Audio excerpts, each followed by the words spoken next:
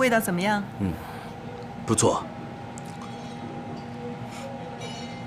何小姐，你虽然来学習的時間不長，但是很有悟性。这个牛排已经做得非常出色了。我從小學東西就很快，小小的牛排怎麼可能難倒我？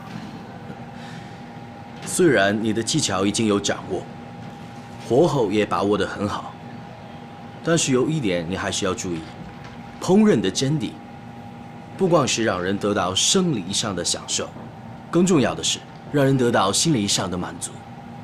只有你真心的想給一個人做好的食物，任何一種食材，你都會讓它變得美味。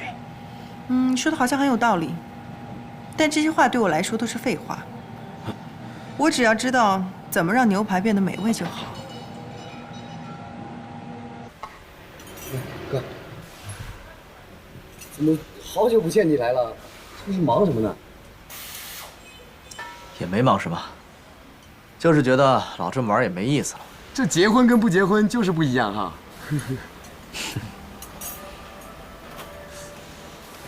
哥，你是不是有啥煩心事兒？看你怎麼好像不太高興啊。你連女朋友都沒有，跟你說了也是白說。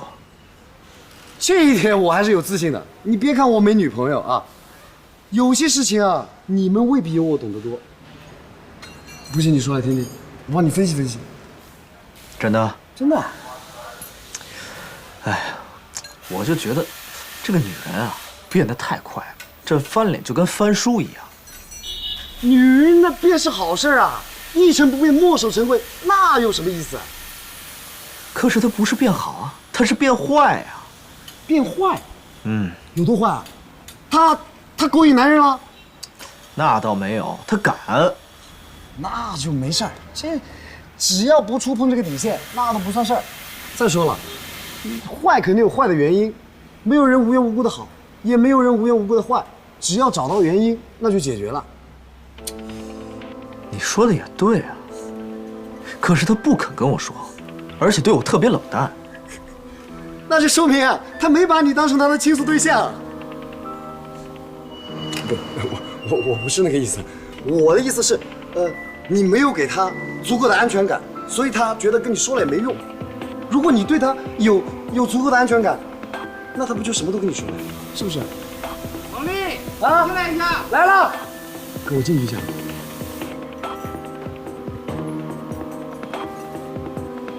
這小子說的有道理。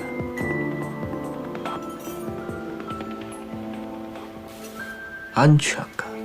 奶奶，哎，我怕你等得着急，特意給你準備了水果沙拉，非常。